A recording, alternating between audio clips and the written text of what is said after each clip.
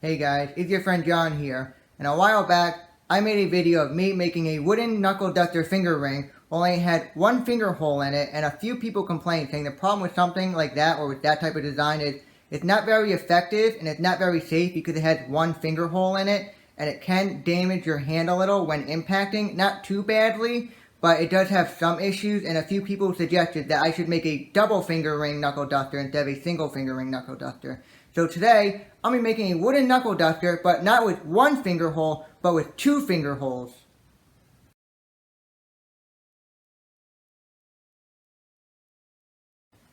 And if you're wondering what you need to get started making this wooden knuckle duster, all you need is a piece of wood. That's all you need.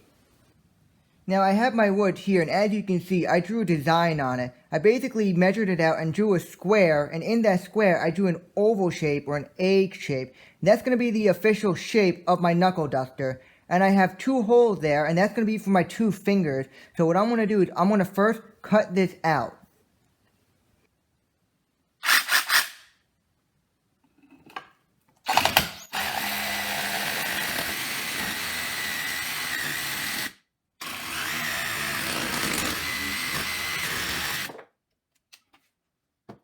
Now that I got it cut out, what I'm going to do next is I'm going to sand down these corners and make it more round so it has more of an oval or egg shape to it.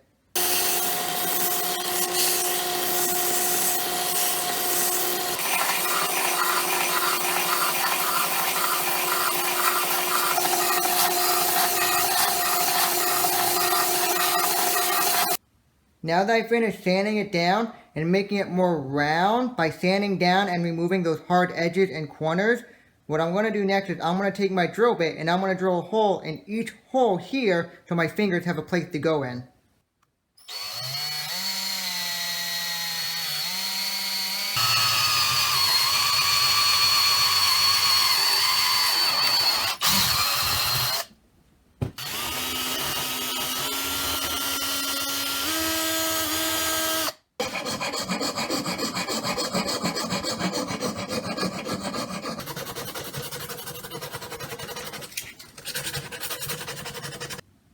So as you can see, I have finished making both holes. I drilled them out, grinded it down, sanded it down to be nice and smooth.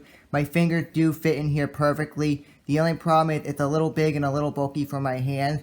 So right here where I have it marked out, what I'm going to do is I'm going to sand that down so my hands can fit in here better because it's just too bulky for me.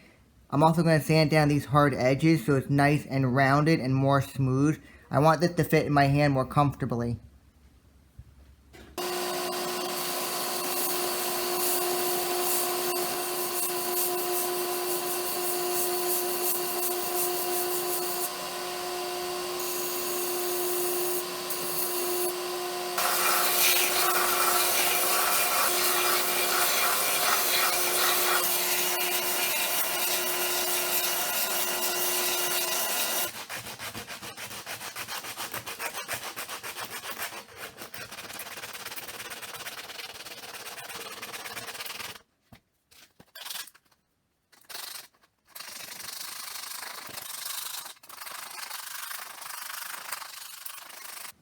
So as you can see, I finished sanding it down. I rounded all around here. I sanded down in here so when my hand's in here, it has a nice place so it won't be bulky or it won't get hit by these hard corners here. So it makes it more comfortable with these rounded edges. And you also notice that I made it look a little bit like a skull by drawing these little pencil marks in. I drew in some teeth and a nose right here. And well, it has a good skull shape to it, so I figured I might as well just make it look like a skull by basically carving it out. You can see I did it on this side right here. I basically took a peg, a nail, and I basically just kept hammering and hammering and hammering. And one way to carve it out to make it look like it has teeth in the nose is to either use a little punch tool and just hammer it all around, just hammer, hammer, hammer, hammer, hammer, all the way around with the nose and the teeth. Or you can use a knife, just make sure the knife has a metal point right here so you can just hammer it in and just hammer and hammer and just keep hammering all the way around until you finish carving out all these teeth and this nose. And that's what I'm going to do on this side right here.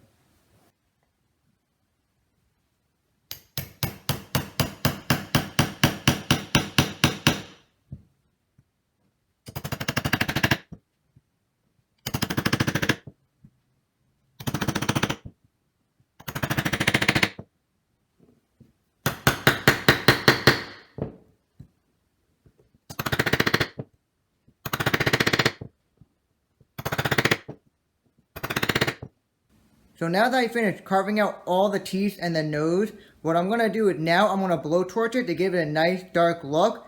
Then, once I finish blowtorching it, I'm going to take it to the sink and I'm going to wet sand it. When you blowtorch it, get a long metal rod and get some form of weight. I'm using a boat anchor. And just put it on right here. So when you blowtorch it, you don't have to hold it and burn your hand.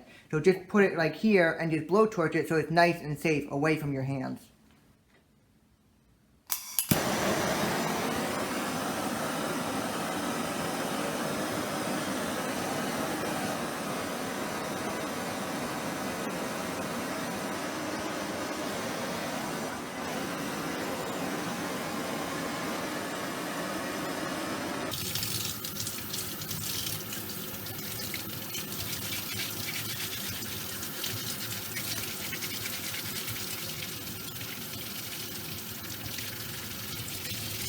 Now that it's all dry, what I'm going to do next is I'm going to paint his teeth white with some white paint.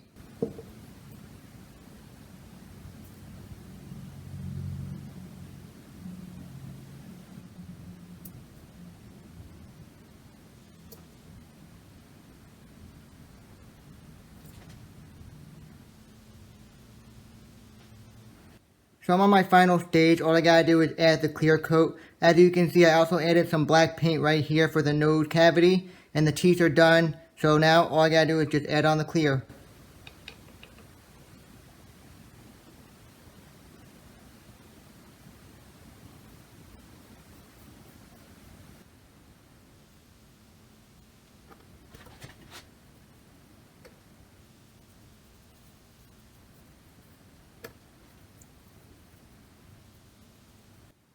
Now that my wooden knuckle dusters are all done and all dry, I'm going to take them outside and give them a good strength test. But before I do, please make sure you subscribe to my YouTube channel if you're a new viewer or if you haven't subscribed before. Make sure you hit notifications so you can be aware every time I upload a new video. Also, leave a comment and like the video if you enjoyed it. And please share this video if you want to help me get more viewers and possibly more subscribers. Now, I want to go outside and test it. Alright, I'm outside with my wooden knuckle dusters and we're going to see what type of damage my wooden knuckle dusters can do. I have right here an apple and on this side I have a potato and we're going to see how much damage these can do to this and this. Let's go.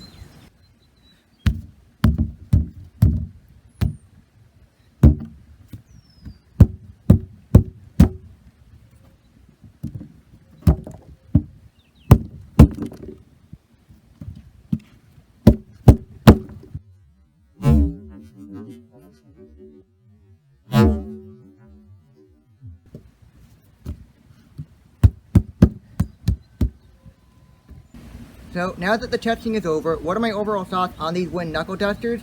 They did a lot of damage to both the potato and the apple. And I know there's going to be a few people that say, well, metal knuckle dusters are stronger than wooden knuckle dusters. However, these still get the job done. They did a lot of damage. They're made out of hardwood and they're not going to break unless you really try to break them by impacting something really hard. But they're pretty reliable and I don't think they're ever really going to break unless you really try to break them. Another thing, I love the way they look. They came out great. They have a nice skull theme look to it, and honestly, you don't see too many knuckle dusters that have this type of look or this type of style to it, and you don't even have to use it as a knuckle duster weapon. You can just display it in your room. I think alone it looks nice just as display.